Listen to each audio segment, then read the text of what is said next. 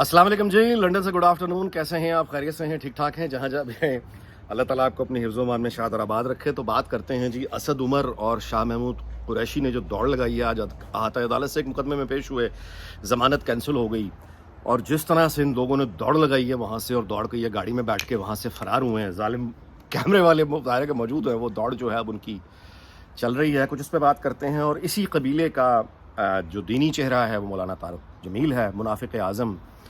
اس ملا کی جو ہے وہ برطانیہ آیا ہوا ہے مشکل میں سب کو چھوڑ کے, وہاں پہ کہتا ہے کہ مر جاؤ, خود بھاگ کے یہاں بیٹھا ہوا ہے. اور انتہائی شرمناک گفتگو اس نے کی ہے.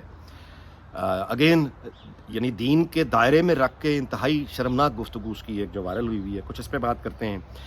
زلفی بخاری نے کوئی اظہار افسوس کیا ہے جی, اور اظہار افسوس کیا ہے اس کشتی کے ڈوبنے پہ جو غیر قانونی تارکین وطن یونان کے سمندر میں 300 خاندان تباہ ہو گئے. اس پہ زلفی بخاری نے جب اظہار افسوس کیا اور حکومت پاکستان کی حکومت پر اس کا ملبہ ڈالا, تو یاد آیا کہ وہ قصور کا وہ ایک بہت ہی المناک واقعہ زینب قتل کیس, جس میں اس کا قاتل خود ہی اس کے جو قتل کے خلاف مظاہرے ہوتے تھے وہاں پہ چڑھ کے نعرے لگاتا تھا. ڈی این اے نے جب پروف کیا کہ یہ تو قاتل یہی ہے, وہ یاد آتا ہے زلفی بخاری کا. یہ گفتگو کرتے ہیں بات اس پہ.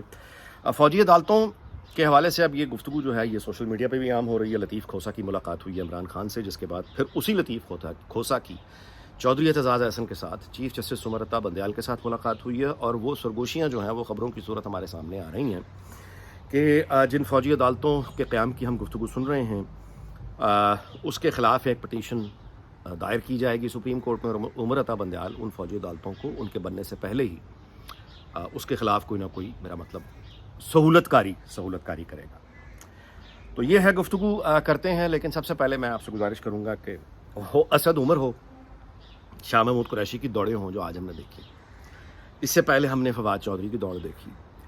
پوری کی پوری پی ٹی آئی کو ہم نے جس طرح سے ریت کی دیوار کی طرح گرتے ہوئے دیکھا. میں آپ سے گزارش کروں کہ یہ تو یعنی اب صحافی اور اینکر اپنے ٹویٹ پر یہ لکھنے پر مجبور ہو گئے ہیں, یہ تو ہم نے پورے کیریئر میں اس طرح کے لوگ بھاگتے بھی نہیں دیکھے. یار مشکلیں آتی ہیں سیاسی جماعتوں پہ, وہ اس طرح بھاگتے ہیں کوئی. میں آپ سے گزارش کروں کہ بھارتی فلم ایک تھی ہنگامہ, اب خوبصورت فلم تھی, لائٹ کامیڈی, اکشے کھنہ اور پریش راول, اور وہ خیر وہ بڑی خوبصورت لائٹ کامیڈی, آپ خود ہی دیکھیے, میں اس کی کیا آپ اسٹوری سناؤں. لیکن اس کا ایک سین مجھے بہت یاد آیا جب ایک ولن پارٹی تیار کی جاتی ہے ہیرو کو ڈرانے کے لیے. اکشے کھنہ ہیرو ہے اور ایک ولن پارٹی تیار کی جاتی ہے, وہ پریش راول کرتے ہیں اس کو ڈرانے کے لیے. کیوں, اس کے لیے آپ فلم دیکھ لیں. تو وہ بہرحال وہ ولن پارٹی اب جاتی ہے ہیرو کو ڈرانے کے لیے کہ ہیرو جو ہے نا وہ اس کو مطلب ہے, ہیرو آتا ہے اتر کے. اچھا وہ اب یہ جو وہ پی ٹی آئی کے گنڈے ٹائپ چیز تھی نا, وہ جو گنڈے جو آتے ہیں مارنے کے لیے ہیرو کو, اب وہ گھیر لیتے ہیں ہیرو کو, گالیاں تڑکیاں دھمکے, یہ وہ مار دیں گا, یہ کرنا جو ہوتا ہے. وہ ہیرو کھڑا سنتا رہتا ہے ایسے کر کے. وہ جو ولن پارٹی کا جو لیڈر ہوتا ہے سب سے آگے کھڑا ہوا, فائنلی اکشے کمار, وہ ہیرو کہتا ہے کچھ نہیں, اس کو صرف ایک مکہ مارتا ہے, صرف ایک, دوسرا نہیں, صرف ایک. وہ کر کے اسے ایک مکہ مارتا ہے تو وہ جو لیڈر ہے ولن پارٹی کا وہ بے ہوشوں کے گر جاتا ہے. جیسے ہی وہ گرتا ہے تو جو اس کے باقی ساتھی ہوتے ہیں وہ دوڑ لگا جاتے ہیں. تو جو ہیرو ہے وہ باقی پارٹی سے کہتا ہے ہو اس کو تو لے جاؤ.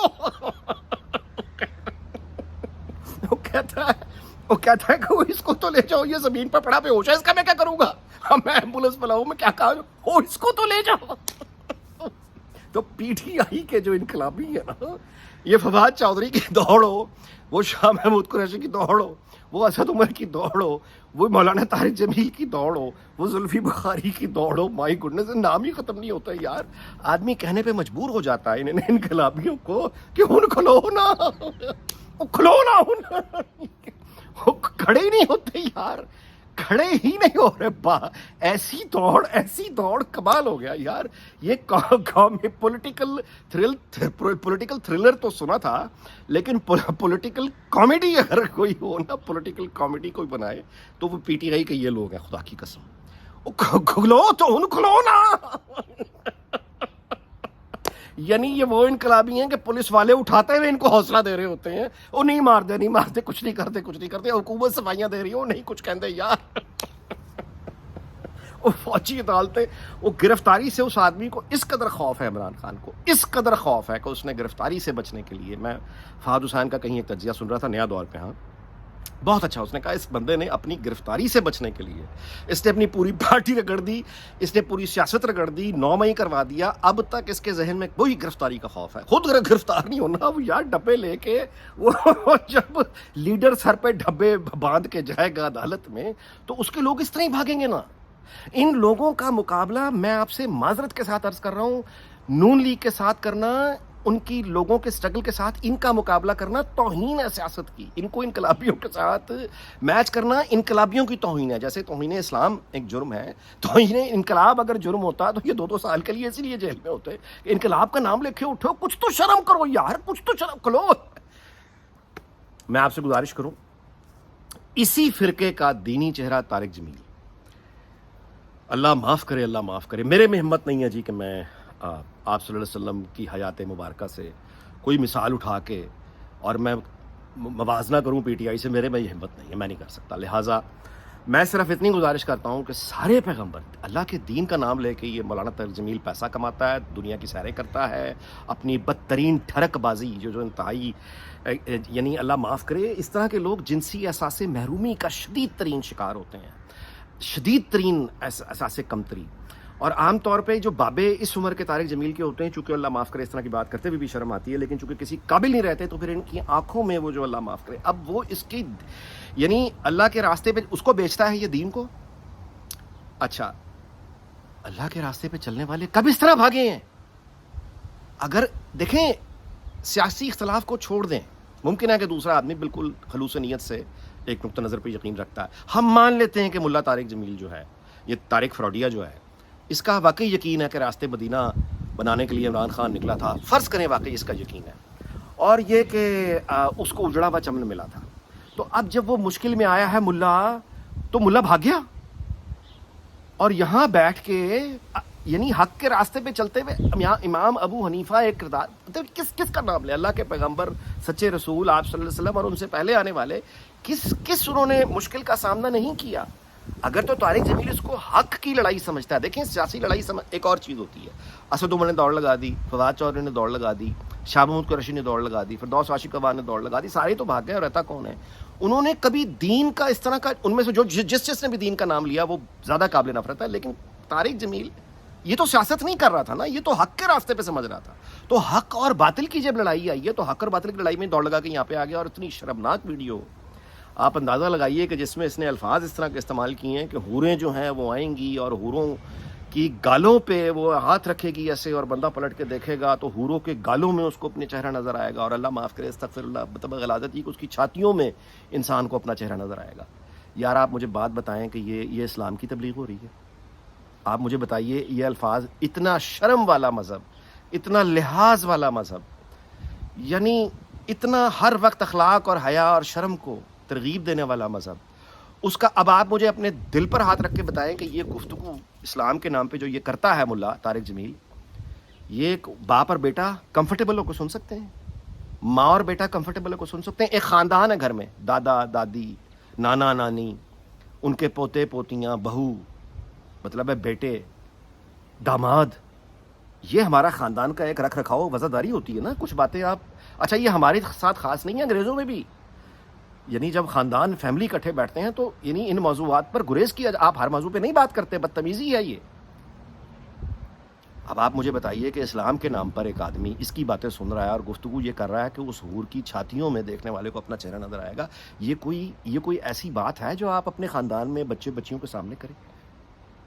یہ دین کے نام پہ اپنا احساس یعنی محرومی اور ایک سیکشل فرسٹریشن، اللہ معاف کرے، اس کے اندر جو کوٹ کے بھری ہوئی ہے، اس کی آنکھیں دیکھیں جس طرح یہ عورت کو دیکھتا ہے، یہی وہ لوگ ہیں، یہ جو مذہبی لبادہ اڑتے ہیں، لبادہ اس کو یعنی اس نے ایک روپ دھارا ہوا ہے، لوگوں کو بیوقوف بنانے کے لیے روپ دھارتے ہیں نا، مختلف قسم کے دوسروں سے علیحدہ ہونے کے لیے وہ چیزیں کہ جی میں تم سے علیحدہ ہوں، یہ وہی پادری جس طرح کا لباس پہنا کرتے تھے، یہ ہر مذہب فروش جو ہے وہ خاص طرح کا ایک لباس پہنے گا، سب سے پہلا منافقت کہ یہ اس کو پہچانو کہ یہ مذہبی آدمی ہے، اس قدر یہ قابل نفرت لوگ ہیں، یہ مذہب کو اس طرح، ان کا سوشل میڈیا اس نقطہ نظر کو سپورٹ کرنے والا، ان کے تھم نیل ذرا پڑھیں کیا ہیں۔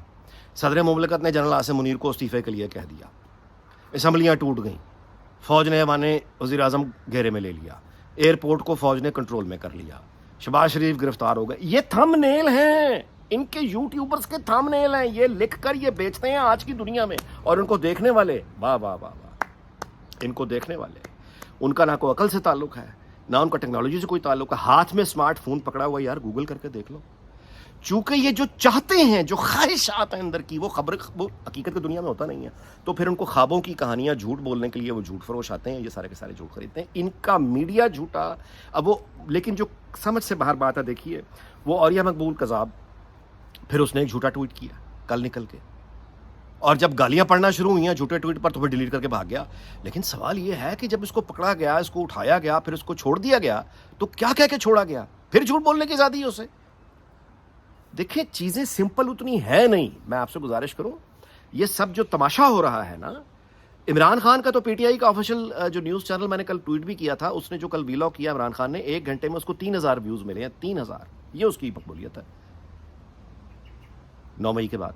तो उसके बावजूद ये नुक्ता नजर रखने वाले, अच्छा अब लतीफ खोसा जाके मिलके आया इमरान खान से, और अब उमर अता बंदयाल से मुलाकात, और खुली बातें हैं कि हम फौजी अदालतों को ऐसे तैसे फेर देंगे, नहीं आने देंगे, फैसिलिटेट करेंगे। ये वही एंटी नवाज नुक्ता नज़र, वही ख्वाजा तारिक रहीम की बीवी की सास से जो ऑडियो गुफ्तगू थी, इनको नहीं आने देना, ये वही नुक्ता नज़र। सवाल ये है कि अभी तक ये कैसे हो रहा है? मैं आपसे गुजारिश करूं, कैसे हो रहा है? ये सवाल हर पाकिस्तानी के जहन में है।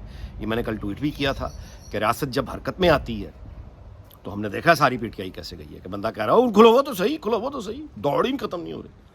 लेकिन वही जो डंडा है उस तरह का, वो जजेस पे जो है, वो ये यकीनन एक सवाल है जो हर किसी। इस दुआ के साथ कि अल्लाह ताला पाकिस्तान को, उसके तमाम हमसायों को दुनिया भर को शाद और आबाद रखे। आपसे इजाज़त चाहता हूँ, अगले वीडियो में मुलाकात होगी। अपना बहुत ख्याल रखिएगा। अल्लाह हाफ़िज़।